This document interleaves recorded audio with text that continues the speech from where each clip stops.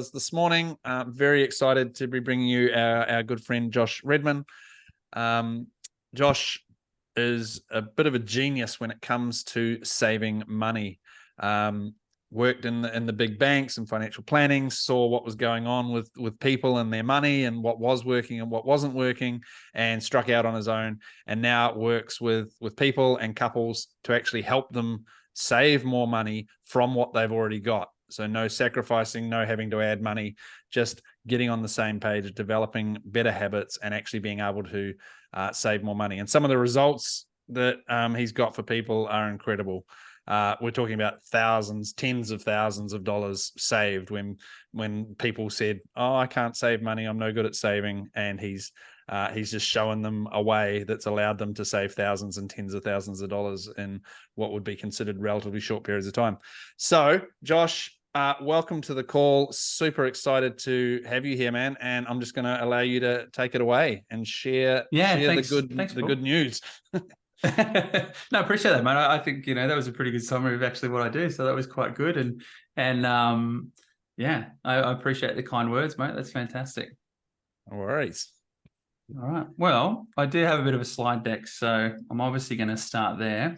But how's everyone doing this morning? Hopefully you're doing all right. Let me just bring it up. This is probably going to be interactive too, guys. So get your fingers ready on the chat button. Josh will be asking for responses and things. So we'll get some comments going. They're normally a rowdy bunch. They're just being well behaved because you're here. I like that. Might even just see, bring up the chat window. There it is. Perfect. All right. Just setting myself up, guys, so I can get into it. Hope you don't mind. But yeah, obviously the purpose of today's video is obviously to walk you guys through, I guess, this idea of mastering the art of saving money. And there's a big reason that I actually call it the art of saving money, but we'll get more into that a bit later. But obviously, like I was saying, it's a pleasure to be here. And again, if you guys have any questions or anything you kind of want to add to the conversation, feel free. I've got the chat up there so I can see it as it comes through.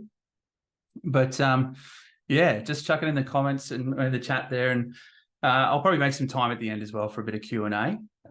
So I might even go through some of the questions there at the end if you have any, all right? Now, obviously, as Paul was saying, my name is Josh Redman. I'm an ex-financial planner with one of the major banks here in Australia. And I'm here basically because I help people just like you save crazy amounts of money in a short space of time, to change their approach to money so they can really kick your wealth creation journey up a notch. Now, obviously, the more money you can save, the more funds you can do with your family. The more peace of mind you can have, and the more money that you're obviously going to have available to invest, which is obviously pretty important with what you guys are doing here. But you're just going to obviously be able to live the life that you want to live instead of, I guess, a bit of a second-rate life. So, it's great to meet you all, and I'm going to keep moving. Cool. So that's obviously just a bit of a quick overview for our training. Before we go any further, I actually have some questions for you guys. So this is the first point of interaction. But I kind of want to know who here has any form of serious relationship. So any relationship where kind of money is a part of it.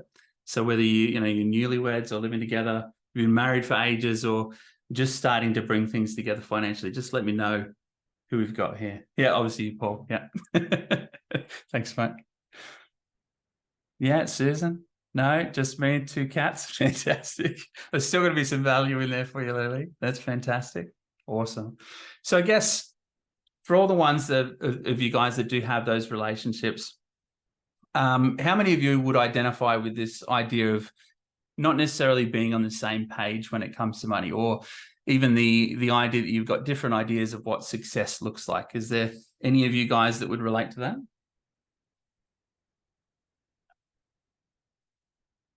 Yeah.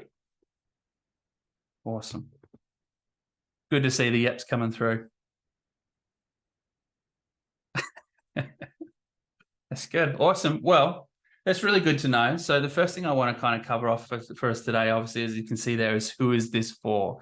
And it's great because there's a bunch of you here that this is going to be really applicable for. But obviously, it's for couples out there, or even the Lily in there as well, that make good money but can't or struggle to save. You kind of making more money than you ever have, but still is struggling to save. You know, if you're sick of watching your money disappear, having no idea where it goes, or, you know, sick of feeling like you're repeating the same things over and over, like you're stuck on this hamster wheel, repeating that cycle of maybe doing well for a bit and then everything falls apart and you start over and over, and you're just kind of doing that over and over. And maybe you just want the security of having a full savings account. You sometimes save, but would love for the money to actually stay in the account. And, you know, just having that feeling of safety, that whatever happens, you're going to be okay. Or you feel like you're the only one looking after money, and it's hard, it's stressful, it's emotionally taxing, and, you know, you just feel like you're pushing a big boulder up a hill. Or even if you wonder why your budget never matches real life, and always having to transfer money out to pay for things, that whole idea of robbing Peter to pay Paul. Or you just want more money to invest in your future. You know, I mean, who wouldn't want more capital to invest, especially obviously with what Paul and Roscoe are teaching you guys? I'm sure that more money available would go a long way to shrinking some timelines as well. But basically, as Paul was saying before, I help couples save large amounts of money, crazy amounts of money in a short space of time. But we'll get into that in a little bit. So obviously that is who it's for, but I obviously want to talk about why it's important. Now, it's obviously a great question, but what do you think life is going to look like if you do nothing or if you don't take action? We all know that it would be absolutely insane to expect your life to be any different or be any better than it is right now. I mean, think about how much money you managed to save in the last 6 months, for instance. If nothing was to change, what do you think is going to happen over the next 6 months? Obviously, spoiler alert, it's going to be exactly the same. You know, and it's something that I guess if the question then becomes, is that something that you're willing to accept? And if the answer is no, it's obviously important. That's something that we don't want to accept. But again, financial problems only get bigger and worse with time as well. And you can't expect to change if you don't. Again, that's insanity. Now, I understand when it comes to money, you've probably potentially been burnt before following some bad advice. Obviously not here in this group, but maybe things haven't been working well for a while as well. But every couple I work with in the more than 10 years that I've been doing this has left wishing they took action sooner. You know, they understand how different life would be if they took action earlier. And fixing these things increases obviously your chances of success and actually achieving your financial goals, and increasing the speed at which you're actually able to achieve your dreams as well. So that's why basically in a nutshell, it's important. But time for a quick story.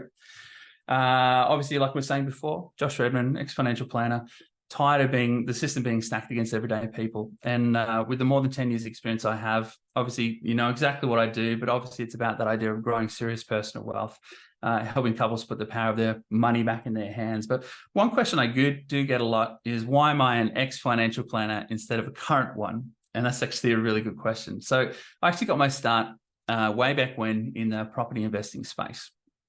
And I moved from that space because I wanted to not be limited to like one asset class. So the help that I was giving and offering people was really obviously limited to that space. I wanted to, I guess, be a little bit more holistic in what I could do and give.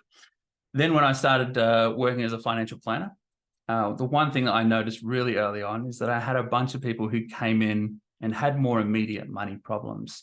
Sure, I could in that role provide them with advice that would help them in 10 plus years, but they had obviously problems now. So I transitioned obviously from that space to helping couples with their immediate money problems, and obviously helping them save large amounts in a short space of time. And not to mention, I mean, the financial planning space obviously has some problems within itself. And obviously there was very much a bit of an ethical battle that went on for me while I was working in that space as well. So it was an easy move to make, but obviously, definitely a bit of a change. But that's enough about me. Obviously, the next thing I want to cover off is some of the financial myths that I come across all the time. Now, I guess it's just important to be aware of these and go through these, because these are traditionally some of the things that you would hear a lot about. But this first myth is the concept of sacrifice, okay? Most couples suck at saving because they believe that to save, they must deprive themselves of things, the things that they love, the things that they enjoy. But all this does is really make saving a painful experience, something that you have to endure, meaning you struggle to maintain that way of doing things for any real length of time. It's kind of like this idea of yo-yo budgeting, where, you can only do it for a season and then you give up. It's very difficult. It's not the way to do it. But if you're someone who focuses on cutting back, it obviously makes the work really hard, harder than it needs to be. It feels, again, like you're pushing a big boulder up a hill. It also makes life cheap and boring. living and making choices to kind of stay home and not to do anything. And nobody really wants to live like that. And the truth is that you don't actually need to. So when it comes to growing wealth, what we need to do here, and obviously something that I cover in my program, is that we focus on the things that are actually more important. The things that actually bring greater success, lasting change, and obviously won't suck the joy out of your journey. They will actually add to the joy you experience. And I guess it's all about this concept of finding balance between your goals and enjoying the ride. All right. So that's the first myth. The second myth is the idea of all I need to do is fix the budget. Okay. But what we need to understand is money is so much more than numbers on a spreadsheet or budget. Okay. Obviously when we learn about money, the focus obviously is heavily on the numbers. It's about working out your income, your expenses, making sure that you're spending less than you make. And if not, you look to cut back. And the budget for most people is the only thing they know. It's a tool. It's the only tool that they believe that they have. And I mean, I used to think this way myself. I used to believe that the only thing I could do or change was my budget.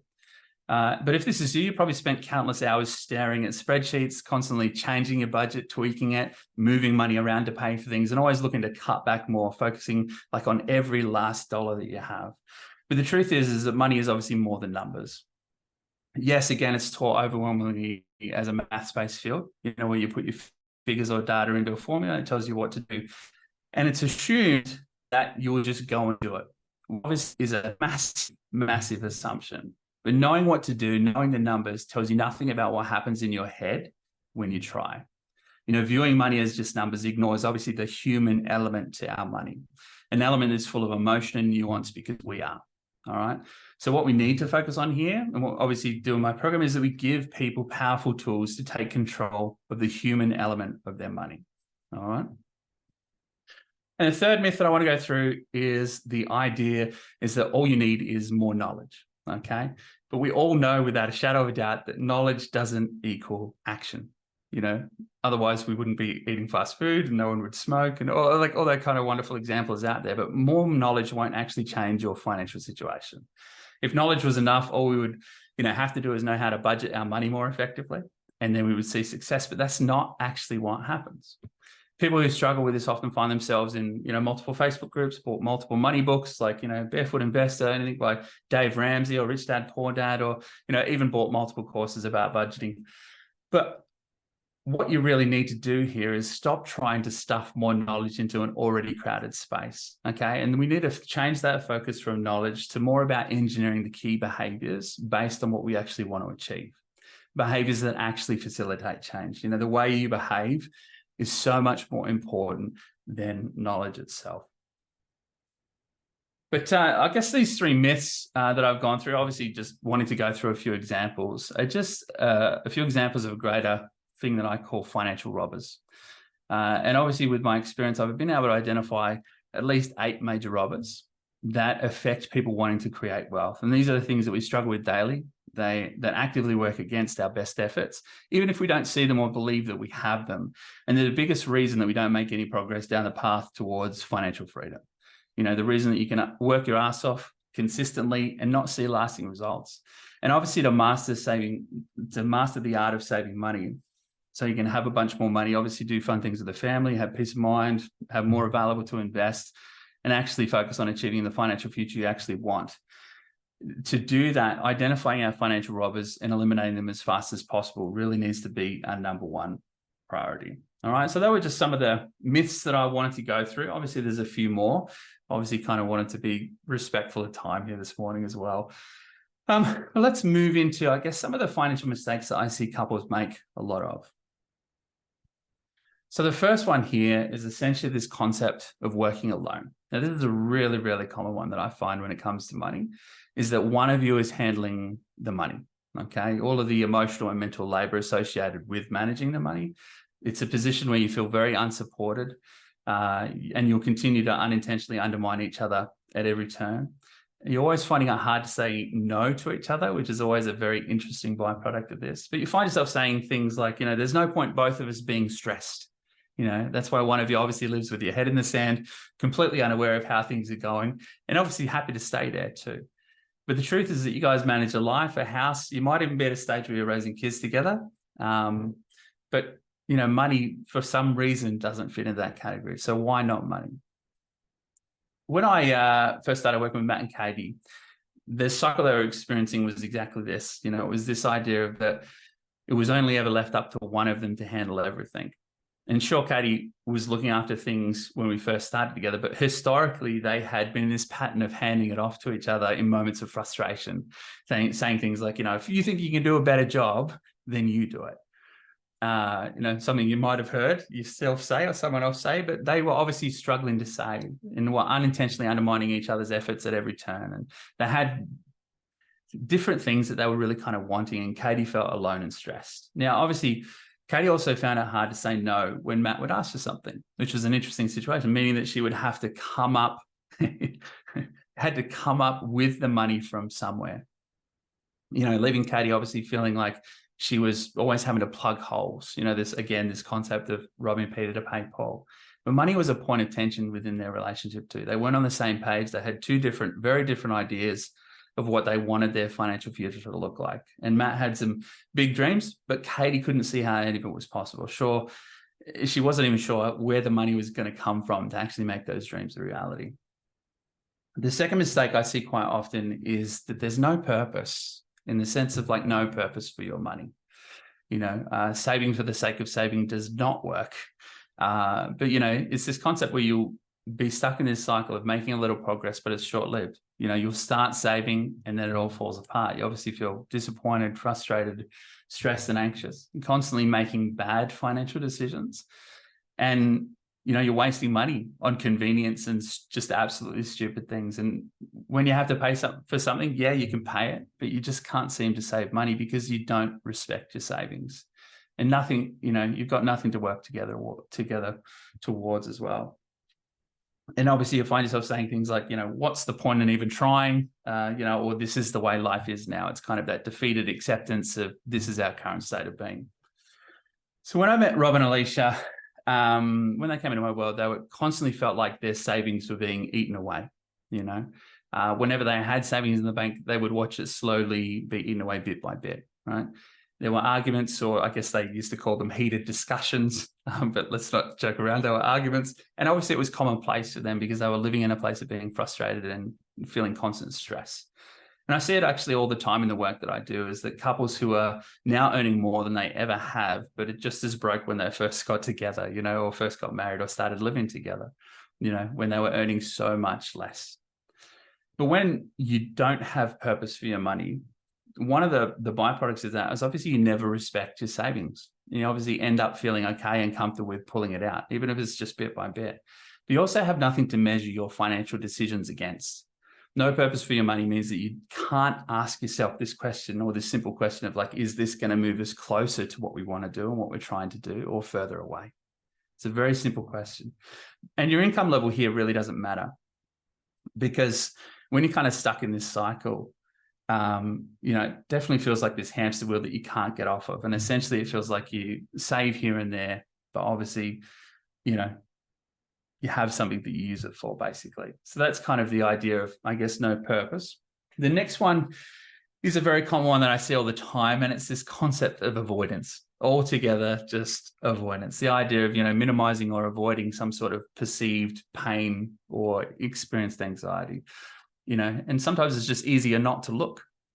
And I find this all the time, particularly with one couple or sometimes both, one member in that couple. And it comes from a place, obviously, of fear of pain or avoiding those things. And there's three major types of avoidance. Obviously, there's situational. This is literally where you stay away. You just don't actually look. The only reason you might look might be just to see if there's actually money in there before you make some sort of purchase. There's obviously cognitive, which is where you force yourself to think about something else. You force yourself to think on other things. And sometimes that can even be about this concept of investing. You avoid the pain of looking at your own finances by focusing on what you're doing over here. It's this idea of like personal finances and investing. Sometimes you can move your focus here to avoid looking at, I guess, what's happening on a personal level. But the idea too is just this idea of substitution, which is literally where you find something to replace it. Sometimes this involves buying things that you don't need, but you're just finding something else to replace it. So when I first met Brenton and Janelle, they were absolutely, both of them will happily admit that they were living in avoidance. Neither of them wanted to take a deep look at what was actually happening. And they had all but accepted, this is the way life is right now. They were hoping one day it would change, but that was what they were accepting. They were almost running, I guess, on autopilot. Sure, they were covering their bills, but they weren't actually saving anything. And this might be something that you can relate to, this concept of running on autopilot when it comes to your personal finances. And obviously this mistake is easy to repeat because you simply just continue to avoid even looking at your bank account and where all of your money goes. But obviously this is something that can happen when it comes to money. You just do what needs to be done to get by, and you don't dare look any closer. So those are some of the major mistakes that I often see in this space. How are we going, guys? Are we still tuning in, enjoying it so far? Just want to do a bit of a tip. I might do a bit of a pulse check here with everyone. What's your biggest takeaway so far? Like for me, I'll just share first, and I'd love to hear your biggest takeaway so far. For me, it was talking about when you're doing budgeting and just reducing things to numbers that takes away your connection to like what wealth really is. That spoke to me. I think that's I've seen many people robbed of what wealth is, because it's way more than just ones and zeros. It's definitely way more than that. I've got a few in the chat here. The 3 types of avoidance: sharing the burden, having a definite purpose is key, finding a balance between your goals and a joyful life. Really great not having your head in the sand. Yeah, awesome. We are on track. That's good. Look, I just kind of wanted to check, because obviously we're going to get into I guess some of the ways in which we can fix some of these problems now too. So I thought it might be a good time to just take a bit of a Yeah, awesome. Caroline, apparently I'm very detail focused and pay attention to underlying mindset more than the average. Glad we moved to working together with shared goals. Yeah, you guys do a tremendous job from what I've absolutely observed. And that's such an important part too. And it's not uncommon within the context of a relationship to have one who's very detail orientated and another who's kind of big picture, head in the clouds kind of guy. And that's actually quite a winning combination I come across very regularly too, is that one's detailed and the other's kind of the dreamer, because it forces you basically to meet in the middle, which is really the winning combination. We also have an admission of guilt in the chat. Jason says he avoids it because we always end up fighting, Lisa said. Yeah, absolutely. I've been there. Easy. Very easy to do. That's good, guys. I appreciate it. Now, obviously, there's a bunch more mistakes, obviously, that we could cover, but I just kind of wanted to go through some of the common ones that I come across. Well, obviously, I want to talk about obviously a little bit about what it takes to get these things fixed. To mature past me, myself, and I. Thanks, Lou. To really kind of break out of these mistakes as well. All right.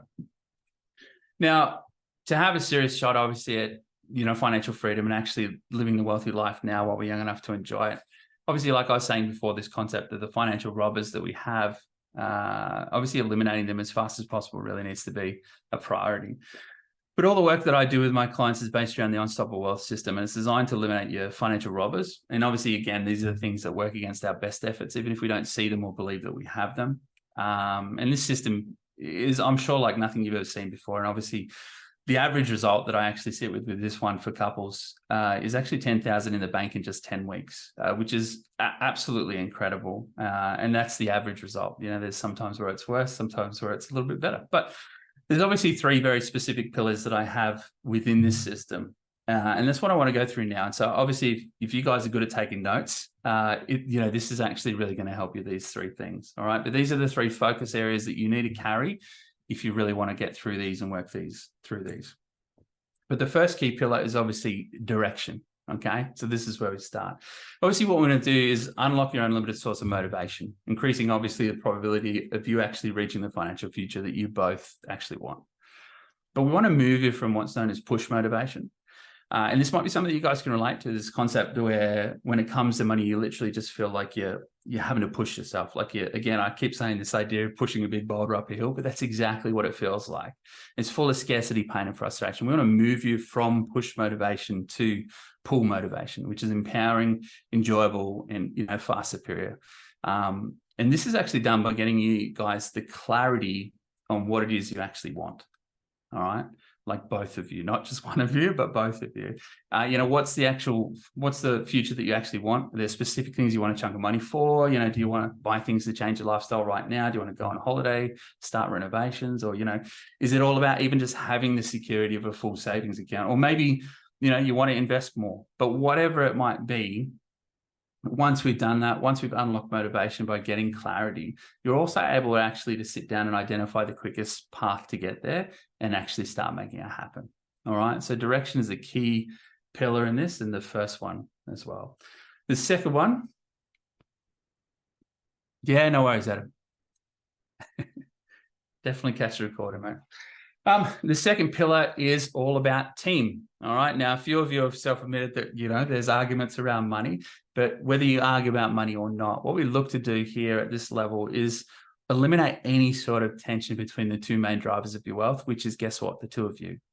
We want to obviously get you both facing in the same direction and both fully aware of what's going on. Basically working really, really well together. Again, you manage a house, a life together, so why not money? You might even be raising kids at the moment, so why not money? You got to really start doing that really, really well together. And we do this because when one of you is driving money, the money within the house, they might have specific things that they're trying to achieve. And if you're not working really well together, obviously, like I was saying before, you unintentionally work against each other. But the other side of that too is that it becomes very obvious very quick, the difference in what you're both willing to do to actually achieve those things. Because it's one of you that's kind of setting them, the other one's not bought in. So the biggest way we actually get you working really, really well together is by eliminating the idea of sacrificing the things that you love, to get what you want financially. We don't want to live like monks. We don't want to be cheap and boring people. And the truth is that you don't actually need to be. Again, it's about finding that balance together. Okay. So that's the idea of team. The third pillar here is all about controllables. All right. So controllables here basically is the boring stuff. Okay. And you can put the boring stuff in brackets next to that if you want, but obviously it's the stuff that we know we need to do, but nobody wants to do it, which is why you have, people like me who exist as well. But obviously the controllables is about what you do with your money, how you're spending it, how you manage it, etc. All that financial stuff that makes all of this possible. And the stuff obviously that helps us grow our bank account, but obviously keep the money in the account as well. And we don't want to waste time, effort, or energy on things that don't actually matter, which we can get bogged down in, the things that are out of our control. We don't want to be there. But what we want to be doing is the right things for us from a behavior perspective and what we want to achieve at the right times. Okay. Obviously making sure that we have everything we need to keep marching forward financially. But one of the key points, I guess once all of these key points have been taken care of and we're watching money build up in the bank, we're experiencing the thrill of doing it together as a team. That's really the point at which your options to develop wealth start faster, basically really start to open up. When you've mastered the art of saving money, you have the capital obviously available now to invest more in your future. But what's important to recognize and take seriously here is not necessarily that point, but once you've taken care of those first three key things are direction, team, controllables, and we start seeing the bank account grow and we have confidence in growing the bank account, that's really the point at which everything changes. Basically those three key things are what unlocks everything for us and helps us master the art of saving money, and obviously unlocks our journey to financial freedom. You'll have extra money to invest in actually achieving your dreams, rather than it being just that, a dream. All right. So hopefully that made sense and you guys have gotten some notes on that one. Again, I'm happy to answer a bunch of questions at the end if you have any around specifics. But that's it for the focus to market out money couple. Build costs. Obviously, we'll go through that as well. So the real cost, there is actually a cost to these mistakes and obviously not taking action. If you don't do all these things, you're actually literally leaving money on the table. Not fixing these things will cost you a tangible amount of money each and every week. For Matt and Katie, who I was talking about before, once they got everything fixed, they actually started saving $15,000 every 10 weeks, which was absolutely incredible. Rob and Alicia, once they got everything fixed, they were saving over $30,000 every 6 months. And Brent and Janelle, again, very similar results to Matt and Katie, but once they got everything worked for them, again, it was that $15,000 every 10 weeks. But I guess it's not actually just about money in the bank. I mean, I can focus in on that, but what could this actually potentially cost you? I mean, there's the idea of your relationship. I mean, how long do you think things can be this tense for? How long are you willing to keep arguing about money? What about financial security? I mean, how long are you willing to live on the financial edge, stressed and anxious, wondering when things will fall apart? Or your own enjoyment, joy, or peace of mind? You know, money in the bank gives you more options. You know, your confidence grows knowing that whatever happens, you're going to be more than okay. And obviously, what about your kids' future as well? You know, are things going to be different for your kids, or is it going to be more of the same? You know, so I guess you need to understand that there is a real intangible cost for not sorting out your finances and getting on top of it. And it's also important to realize that your problems are obviously going to get bigger and worse with time. Every single client, obviously, that I work with gets to the end of their journey with me, you know, saying, should have done this years ago, should have taken action years ago, because they understand how incredibly different life would be if they started this whole process earlier. But I kind of want to go through some of my client results just to kind of give you an idea of some of the, I guess, some of the tangible things that can happen. So obviously Matt and Katie, Brent and Janelle, who I mentioned before, but also Trevor and Tegan, all got to 15,000 in the bank in just 10 weeks. James and Natasha got to 20,000 in 12 weeks. Spencer and Courtney got to 6,000 in the bank in just 6 weeks. Or even Tom and Kel, who got to a whopping 37,000 in the bank in 12 weeks as well. But all of these couples had different circumstances and obviously, you know, various things going on in their lives. You know, some have young kids, others have teenage kids, some don't even have kids yet. Some were on maternity leave even, you know, some were in the middle of changing jobs, and they all lived in different areas around Australia with different living costs. But the truth is, it really doesn't matter. One of the things that I kind of want to point out is that the Unstoppable Wealth system really works across the board for, you know, and across so many different life situations.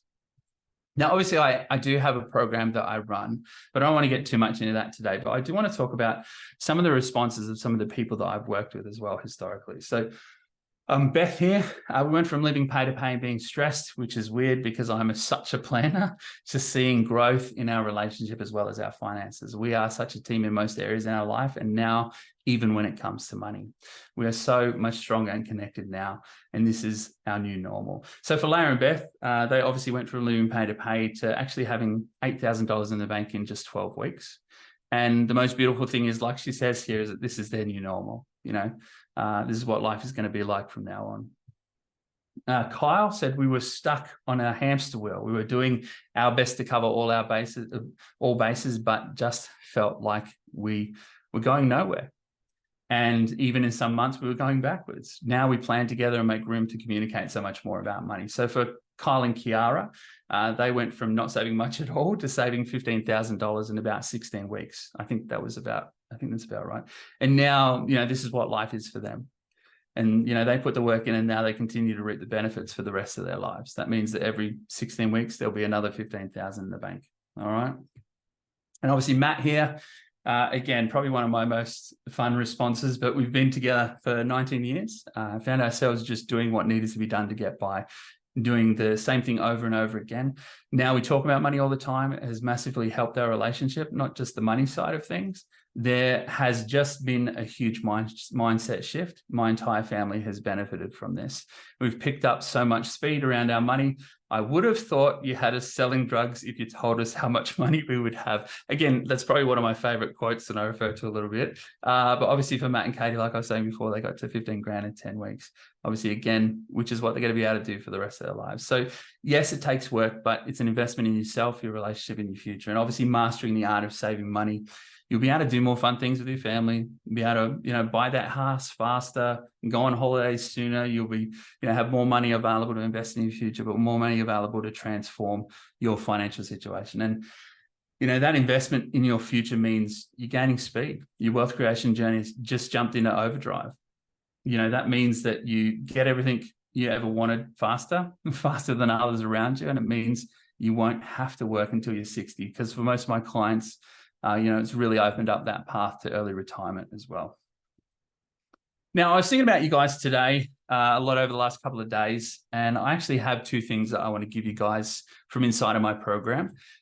Two things that I'm sure if you're struggling with any of these things are going to go a long way to help you start saving some serious money. So what I'm going to do is obviously, so the first tool that I have here is called the Rule of Three. What I want to do quickly is just do a bit of a new share, and I'm going to take you through what the Rule of Three looks like. So hopefully you guys can see it. There it is there. Hopefully that worked. I can make it maybe a little bit bigger. Everyone see that? Yeah, fantastic. All right. So basically the Rule of Three is probably one of the simplest communication techniques that I've come across, and will help you talk about money in very much a more productive way. Because one of the things you need to realize when it comes to talking about money and communication around money and other topics quite often is that you and your partner have very different ways in which you encode and decode a message. So that means that, you yourself, when you go to communicate to your partner, you have your thoughts, you collect your thoughts, you encode the message and deliver it in a certain way. And your partner who's hearing that message has their own way of hearing what you said and then unpacking that message. So what this one does, the Rule of Three, is basically it adds in this feedback loop, okay, which means and ensures that you as the listener can ensure that you're decoding that message the same way that it's been encoded. Because that is essentially where miscommunication happens, is literally this idea that you have a different bias, you have different experience. And again, it's very much breaking down that barrier, putting in that feedback loop so you as the listener can ensure that you're collecting the right information. Again, it's based around three simple question types: expansive, open, and closed. And there's a few example questions here that I'll give you. So what I'm going to give you guys is obviously there is this worksheet, but also an explainer video that goes into more details about how to do it. Obviously, one of the things I can't stress enough is this is a skill to get better at. You're not going to ace it the first time. But basically, yeah, I mean, this will essentially help you with the communication piece. All right. So that's the first tool. Let's move back to the slides there. And the second tool is a concept I call weekly team meetings, which might be a little bit daunting for some of you, but we're quickly going to go through that. All right, Josh, so just before you do, Josh, I just got a question here in the chat. What sort of income levels does someone have to utilize your services? Susan's thinking of her single daughter here. Sure. It'd be interesting. I had that same thought when you were showing some of those case studies before, which is, what were the circumstances those people were in? Like as a range, you probably have people doing different ranges. I'm curious. Yeah, what the spectrum is. Yeah, so the spectrum varies quite a bit. And one of the things that I see for a lot of people that I work with is just this concept of like the income level, whether it be 120,000 or 250,000 plus, that kind of, I guess, broad spectrum area. They're struggling with the same problems, essentially. Like it is the same things that they struggle with. So, I mean, to put an income level on it is difficult. It is absolutely beneficial for anyone who does it, but I'm also very obviously protective of the work that I do. So, if we go through that process and we kind of sit down and it makes sense and I can actually help you, then yeah, we'll talk about it. But if I can't, then I, have some other resources that I'll point you towards. But the concept is that I am, very protective of what I do. So I know it's not quite an exact answer, but generally, do you have one of the case studies of where someone was a low income, for example? Like, is there something like a story you remember of a turnaround for someone who wasn't? Yeah. So I'm actually working with a single lady at the moment, Tony, who's making 80,000 per year. Yeah. And she's basically sitting now where she's saving about $900 a fortnight. Cool. Which for her is absolutely life-changing. Like, she literally, last call I had with her, which was last week, she's like, I booked in a cruise with my mum, and I'm like, that's great, like, go for it, That's right. That's like 25% of 25% of a check, roughly. That's awesome. Yeah. And so, she's still able to do the things that she loves doing too. So she's very much a social butterfly and goes out with her friends for, socially during the week and still gets a chance to do that stuff. So, she's definitely been able to identify the Actually, she's even a smoker too, believe it or not. Just thinking about it. But anyway, yeah. So, that's another expense. But yeah, so she, yeah. So it's quite good anyway. But yeah, so does that kind of answer that question, Susan? Yeah, I think that was one. Yeah. Anyway, cool. Yes, it does. Perfect. Great. That's good. I will come back to the other question around the business aspect of it as well. But yeah, so just to kind of finish off this second tool here, obviously the concept of a weekly team meeting is that the two of you will sit down and go through this process. This is basically just an agenda for the meeting itself. Okay. Again, this resource will come with this worksheet, but also an explainer video going into greater detail than probably what I will today. But there's a few key elements to this. The first one is literally the week that was. So this is where you would literally sit down together and review the expenses for the week. Okay. You'll go through whether they're unexpected, expected, etc. Now, the reason that we do this, and sometimes this is a point of tension for most couples, is we want to do this in the concept of reviewing, not for any sort of guilt or shame or finger pointing. I need to stress that that's not the purpose of this. This is literally done just to start raising your own awareness about where your money is going. And one of the reasons that we do that is because a natural byproduct of raising that awareness around where your money is going and what you're spending it on is that you become more intentional. Okay, it's a natural byproduct. So what we're looking to do is do this for a longer period of time. You get to recognize patterns, but also you become more intentional with what you're doing with your money. So you'll sit there and go, okay, we spent, $500 on groceries last week, and then we move into this section where it's talking about planning the week that's ahead. And you kind of go, okay, I really don't want to spend $500 on groceries again this week. What can we do? What's the standard? So again, it's a space for the week that's coming where you start planning, where you're listing the expenses that you have for that week, the bills that you have coming in, but also some of the ideal things that you'd like to spend on certain items. So you get a chance to kind of set a standard and see how you go. Okay. And then obviously action items here is literally just a space where you get an opportunity to identify the action items that you need to kind of make sure that you can stick to the plan that you've set for the week that's coming. Open items is just a space that is for you to list all the things that are kind of upcoming, but are outside of the week ahead. So it might be birthdays that I've got here, or certain things you want to purchase in the near future that you might be waiting for it to come on sale. So the concept here is it's just an element of planning and getting a lot of the things that live in our head out onto paper as well. And this last one here is the savings baseline. This is another element of what I do as well, but this is where you get the chance to kind of say and set the standard around what you want to save. So you get to set that baseline. And the reason that we do that and we start from that position of like setting that baseline is there's two things that we need to do with the money. Is obviously once we get paid, that's when we're moving our savings. It's that, out of sight, out of mind principle almost. But the second part of that too is this concept of, if you want to get that money out, the caveat to kind of getting that money out is a conversation between the two of you. So it's not necessarily this idea of like asking for permission, because that is a very slippery slope and you don't want to go down that, but it's the concept of just making them aware. So let's say you put, $300-400 into savings for that week. You kind of get to the end of the week and you're like, oh, I've got to get $50 out to go and buy some more groceries to get us through. Then you literally have that conversation with each other. Go, look, I got to take $50 out to go and get groceries. Okay. So again, this is just one of the resources that you guys will get. And again, it comes with an explainer video with a bit more detail. All right. How's that going so far, guys? All right. Yeah, that's great. Thank you. Thank you. I'm sure everyone's grateful in the chat too. No, that's okay. That's all right. Now, obviously, so I guess where to from here? I guess if you're wanting to kind of take that next step, and obviously, your journey to kind of fixing things, I do have one thing for you to do. And obviously, I want you to go to the address there, www.wealthpotentialcalculator.com, and complete the Wealth Potential Calculator. Now, obviously, this is a tool of mine that I use that shows you what's possible for you guys. It just, I guess, so even if you're slightly intrigued by this and wondering what life could possibly look like, I'd encourage you just to do it, to give it a go.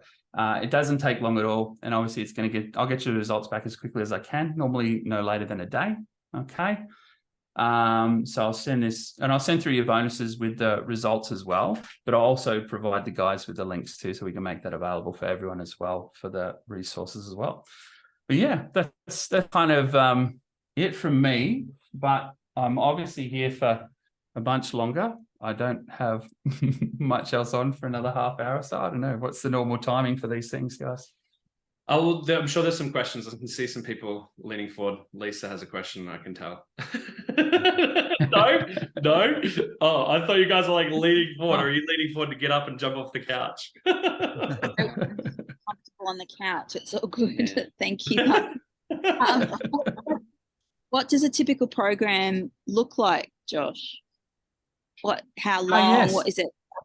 Is it one-on-one? How does it look? Yeah, great question. So the work that I do obviously is very detailed and unique. So I generally work with someone for a period of 6 months. So the actual program itself goes for 6 months. And there's a couple of reasons that I do that. One is I'm around long enough to make sure that the changes that we've seen actually stick, okay? First and foremost, but I'm around long enough for at least one case of the wheels falling off. And I'm able to kind of help you and coach you through that. Because what I see all the time is that someone will set this goal, they'll go, let's save X amount in X amount of time. They'll get, halfway there, they'll have some sort of emergency. They'll have to dig into their savings. And then all of a sudden, the rest of it's up for grabs because they're just disappointed that they had to do that. But that's probably one of the worst things that you can do is literally, dig in, or when you dig into it, just be like, oh, let's just spend the rest of it. I'm sure that there's some of you out there that can probably relate to that level of disappointment and just kind of going, oh, blow it, So yeah, it is 6 months. It is like a one-on-one atmosphere. So it's me with a couple. Now, obviously, one of the reasons that I do that is that there's things that people are going through that are very unique to them. And there is a heavy relationship aspect in what I do as well. So obviously to maintain that privacy, and obviously it's finances, not everyone's quite happy to kind of open and talk about that stuff. It is very much one-on-one, but basically it's also designed so when we first get started, it's kind of like this 30-day intensive as well, where we basically catch up once a week and you've got work to get through. And that's basically us laying the infrastructure for the next stage of what we do as well. All right. Does that kind of answer that question for you? Great. Awesome. Anyone else? Chime in questions, folks. If you've got any questions, any specific questions, now's the time to shine. Throw them in the chat or put your hand up, guys, if you want to. Yeah, I might, while we're waiting, I could duck back into the program and principles we used in business for Lisa there as well. Oh, yeah, for Lisa's question. Yeah, that question, yeah. Yeah, so it's not uncommon for me to actually work with I guess people who actually run businesses as well. And there is 100% like very much a strong crossover between a lot of what I do and the principles that I operate in with the business side of things too. So it's not uncommon for a lot of that to kind of be copied and pasted within the context of business. So yeah, I think the program and principles very much ring true to, self-employed people too. I think Tom and Kel actually were a great example of a self-employed couple who they were the ones who got to 37,000 in 12 weeks. And obviously one of the reasons that they did that is because we took some of these principles across to their business as well. Yeah, there was an element where they were very much kind of doing the same mistakes that they were doing personally within the context of their business as well. So, yeah. I'm just curious on that, Josh. Like, and this might apply to some of our team here, being the couple you just mentioned, being self-employed. Was their income variable? Like, was it different week to week, month to month, and how does that sort of play into the program? Yes, I mean that does happen sometimes. Obviously, with service-based businesses, absolutely. But he was actually a plasterer, so he was. I think his revenue overall for the entire year was well over $1 million. But he was finishing each financial year with basically pennies, just because of the way that he was operating and running things. So, but again, with service-based businesses, and obviously the idea of that kind of stuff and it being seasonal, obviously there's stuff like that definitely does happen where the income is not as consistent. But again, the system still 100% works and is still very relevant for those situations as well. Does that kind of answer that call, Paul? Question, Paul? Yeah, no, that's good. That's good. I mean, obviously everyone's in different circumstances and like some people in business, that income can be variable for them, which can be one of the hurdles to saving. Yeah. And look, I mean, in those kind of situations too, we probably look a fair bit more into like pattern recognition, as far as like what it has been like historically, and then kind of planning as best we can for potentially down periods too. For a lot of, service-based businesses or seasonal work, there is an element of being able to predict to the best of your ability anyway. But that's also a situation where I'd probably say the idea of having that safety net and having, even within the context of the business itself, having its own little safety net and security as well to fall back on is probably a good practice as well. Yeah, cool. Lisa's got a question about what's the investment, basically, to summarize. Sure, yeah. Yeah, she wants Yeah, to know. no, that's okay. Give us the juicy bit. One-off cost or ongoing consulting. Look, I mean, so the program itself has a set fee. But again, I mean, to talk without getting too far into, obviously the 6 months together is a lengthy period of time. But basically for that program itself, it's just 4,800 for that 6 months. But obviously there's different ways in which we can cover that. And I'm quite happy very often after our first kind of free consultation to then discuss the idea of attaching that payment even to seeing results as well. But again, that would be dependent on your situation as well. So for a lot of people, it's like a situation where they don't pay until they see results. So yeah, well, that's I great. mean, it's nominal. It's nominal if you can start, producing an extra $900 a fortnight or something like that. It's nominal. Oh, absolutely. Yeah. Yeah. And that's the thing too. Then you kind of go, okay, well, let's do that for 6 months and, see where you are. It's a very different scenario. Yeah, 10K in 10 weeks is worth spending less than 5K to achieve, right? Yeah, well, this is the other thing too. And I think, that's part of what we go through when we, do our first call is just this concept of it really is an investment in you and your future because you gain the skills and ability to do this on repeat. So even that 6 months period makes sense where you've saved more money than you ever have before. So the investment makes sense, but it's an investment that continues to return for months and years afterwards as well. Right. So yeah, cool. A tree that bears fruit beyond one season. Yeah. Laura and Caitlin, you got your hand up? You wanna? Yeah, they can unmute. Ask us they put in the chat, interested to hear a bit more about the controllables, the boring stuff. Which boring stuff do you want to know about, girls? Yeah, tell me more. You can unmute. Tell us the things. Hello, does that work? Hey, yeah. Yes. Yeah. Thanks, Joshua. I guess with some of those tools, like the weekly team meeting, is that part of the controllables, or what else is in the controllables? Or, that sounds interesting to me. I guess some set things that kind of assessing. Yeah, so look, one of the things that we obviously get into is the way in which you manage money and how you operate in that space. Now, I don't necessarily come in with a blanket approach because I find that if I was to come in and say, hey, do things this way, it's literally setting you up for failure because it's something that may not work with you naturally. So what we look to do is obviously we look at, the way in which you're managing things at the moment, and we look to co-create something together, which is something that you'll be able to maintain because it's very similar to what you've historically been doing, maybe with some small tweaks. So the idea there is that, we don't necessarily come in with a broad stroke brush and go, hey, this will fix all of your problems, because that's not quite true. I think, a lot of people that get stuck in that budgeting stuff try a bunch of different things and it doesn't gel with their personality, which is why they go in that repeat pattern of, staring at the numbers, doing the budget, and it doesn't work. The other aspect is obviously the team meeting does form part of that space, but it's not all of it. So part of that is obviously just raising that awareness about where our money's going, where we're spending it. That's part of it, okay? But also in that space, which is another fun thing that we get into, is I guess the idea of your core human need, which drives a lot of your own spending. And something that I probably didn't touch on too much, but obviously the concept is about 95% of spending is emotional. You may not realize it, but it is. There's this genuine process where you kind of go, the need arises, but the major driver in the decision is not about 95% of the time emotions.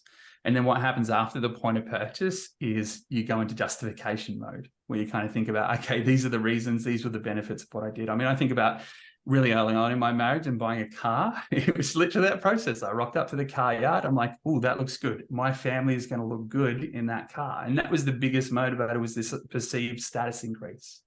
And it was kind of like, okay, and then finally the salesman came out and talked to us, and I was already bought, but he listed off all these benefits and, key features of this vehicle. And then I found myself weeks later, after having purchased it at a family barbecue, talking about this car, listing off all of these benefits that the salesman told me, when they were really irrelevant to the decision that I'd already made. So one of the things that we do is obviously go through the core motivation, or core, not so much core motivation, but core human need that drives your spending. So for a lot of people, vast majority of people, it comes under that significance thing, which is that idea of status increase, but it's also the idea of feeling significant to your children or to your spouse or to your partner, or even in the workplace. I remember one young lady who came in who was constantly buying, these work clothes and professional work clothes because she really desired to be important in her workplace and to be noticed and to be, and so that was always an interesting one. So that was this idea of being significant in the workplace.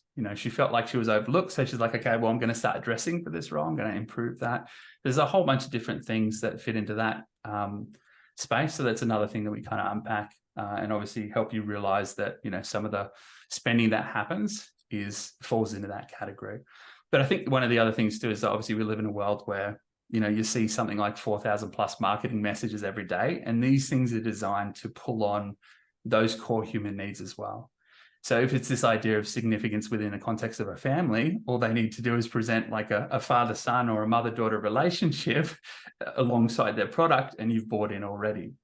So I think there's elements of that become really good in the sense that you become aware of the things that, I guess are out there where they've spent millions of dollars with these marketing messages to speak directly to you. So does that kind of make sense as well? Yeah, not the answer I expected, but thank you. Appreciate it. Okay, no, look, that's okay. That's all right. Yeah, and again, this is that part I think where a lot of people tend to, I guess it's this tendency to kind of look at it as a numbers thing. Were you expecting a boring accountant answer? Like, is that what you're expecting? Is that like? Yeah, a little bit. Well, I think I feel like I resonated with what you said when it was like, oh, dipped in a little bit, I may as well blow it. And I definitely, it's kind of fun to blow things up, but obviously not in the long term. Yeah, for sure. And look, there's certain things that you draw to when it comes to the idea of spending money, and just to be aware of that gives another level of defense against those things too. So you become self-aware of that and aware of when it's kind of happening basically as well. So look, I hope that answers that question. Yeah. Just not the answer you're expecting. Yeah. Well, and now just reflecting, I think it's like, there must be some emotional reason why I have a tendency to I've dipped in a little bit or I've gone back a little bit, and then the blowing it up. And so, I think I'll have to be really now observant of when I'm doing that. Yeah, for sure. Yeah, absolutely. Yeah. So I think, just to kind of add in I can tell you what the 6 core human needs if you want to be able to self-diagnose.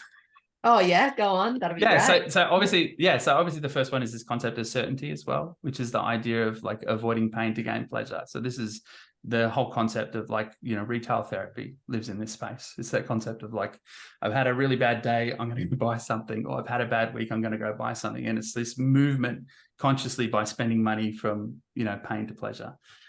The other one is uncertainty. So this is literally just the idea of being spontaneous. It's this concept where you see something, you love it, you buy it. There's no decision making, there's no research. It's just like, I want that, I'm going to get it. Is more the spontaneity stuff. But also that can form in the sense of, within the context of any relationship that you might have too, is the idea of going out and being spontaneous. That can feed that too. The next one is that idea of significance. Now, this is obviously the idea of feeling special or important to different people in your life. And it presents in different ways. Sometimes it can be a mother who feels guilty about not having spent enough time with their kids, so she buys a whole bunch of presents for them.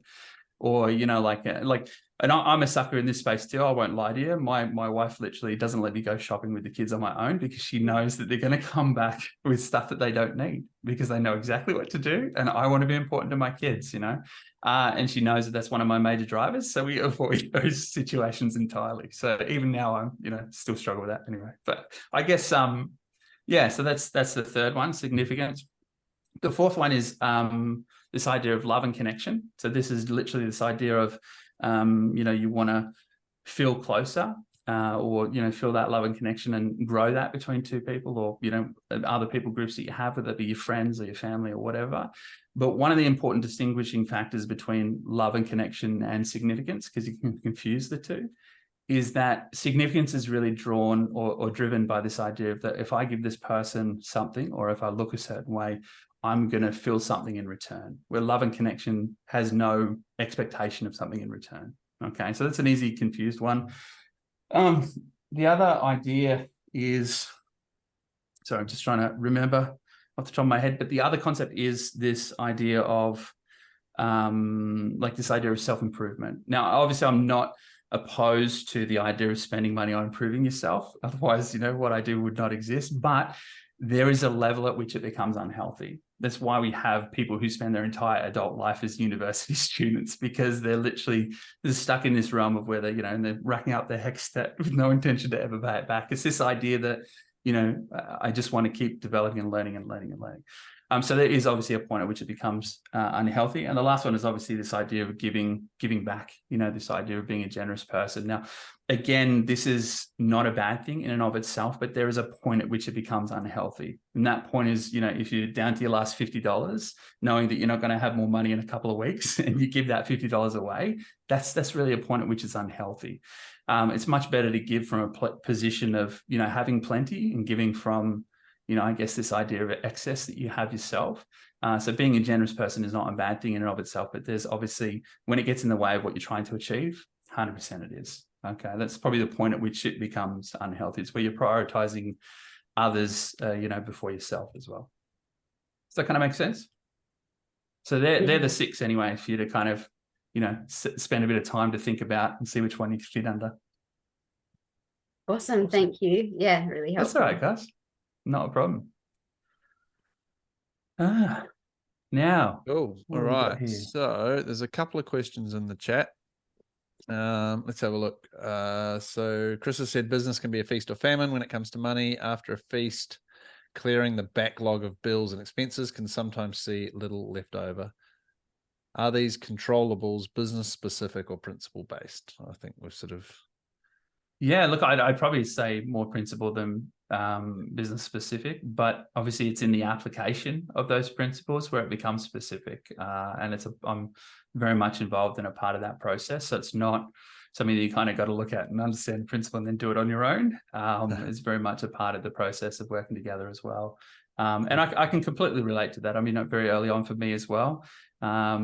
In making the decision, I was basically working for the bank and working for myself at the same time, incredibly busy. Things were, reasonably, decent at that stage, but I was very, very busy. And the transition out of that as well was probably one of the more difficult things, where I lent into this, space where it was feast or famine. So it's not a problem that I'm unfamiliar with, but there's obviously some tangible things outside of these principles, which could be applicable as well, that could help you, get you to a place where, it is this idea of little leftover as well at the end. So yeah, cool. That's great. Thank you. The other question there is from Susan, thinking about her daughter again. Do you advise beyond savings, i.e. places to invest for growth, etc.? Sure. Yeah. Look, I mean, it is a smaller part of what I do, but I think it's very hard for me to provide, without knowing certain specifics, too much more information about that. And the reason I say that is one of the things that I talk a lot about in the concept of what I do, and one of the things that couples really struggle with, is not having clear definitions of what each stage of their wealth creation journey looks like too. So the concept is that I believe and wholeheartedly believe that it makes a lot more sense to kind of start your investing journey from a place of being secure financially. Like it's this natural progression from financially secure to having a shot at financially free. And it's important as a couple, or even as an individual, to define what secure means. Because for a vast majority of couples, that's very different. And a lot of that has to do with the house that you grew up in, and how little you had or how much you had, and how comfortable you feel with what you need. So sometimes that means that one couple might need, a certain amount of money in the bank. And they're like, okay, this is earmarked for like our safety net. This is our savings. And I'm happy now for us to have a shot at this investing space too. But the other concept is that sometimes it's just enough for having a period of time in your life where you're consistently saving, and you've got that confidence in your own ability and what you're doing, to then put yourself in a position where you're going, do you know what, I feel comfortable with, putting a certain amount of money away each month into this investment over here. So I think it's probably very difficult for me to kind of say, or give advice beyond savings, but is like a smaller portion of what I do. I think the focus really is, though, It's that concept of also kind of like, if you think about your money journey as like a bucket with holes, if you add more water to the bucket with holes, it's still only going to fill to the lowest point on the bucket. And I think a lot of the work that I do is mending those holes so we're able to retain the money or the water, you know. And so then that's probably the stage at which you look at the options of, you know, extra income or investments and stuff like that, because we know that we retain everything, we've got all this fixed, and so it makes a lot more sense to, you know, start investing from that position. I hope that kind of makes sense. Yeah, I mean, that makes a lot of sense to me. I think one of the reasons I was excited everyone to have Josh here too is this idea of, you know, we know that when you work through the wealth farm program, you come to module 9, there's levers you can pull to accelerate the growth of your wealth farm. And one of those is having more money available to add into your farm. So that's why I was excited to have Josh talk about this, because it's a way that you could, you know, obviously add to your savings, and whether that for you that's a backstop or a safety net, or whether it is a way to add more money into wealth farm or other investments, there's good valuable lessons here for sure. Cool. I'd just love to hear again in the chat, guys, your biggest takeaway. Thank Josh, and let's get your biggest takeaway from today. There's been lots of good stuff there. Go ahead, throw it in the chat. Let us know what made the most sense. Josh, if people are curious about joining the program, etc., what's the best way for them to get in touch with you? So is it the Wealth Potential Calculator? It probably would be the best place, yeah. But I mean, if you want to connect with me outside of that, there's obviously the Lovely Water Facebook on there as well. So yeah. Cool. Some answers coming in here saying, looking at expected and unexpected expenses, avoid avoidance, Lily. The double negative is great. Nice reminders of the core human needs and the path to prosperity. Susan says the 6 drivers, lots of ouch moments there. So that's cool. Great. Well, look, I think there's a ton of value there. I think people have got a lot from it. Thanks, Josh, for joining us. Team, if you are curious about doing more with Josh, wealthpotentialcalculator.com is the way to do it. And thank you, Josh, again for sharing your wisdom, coming and talking to the group. We're super grateful and I loved having you here. So thanks very much. That was great. Thanks for having me. Thanks for the invitation. Cool. All right. Thanks, everyone. We'll see you all next week. Cheers, Josh. Thanks. See ya.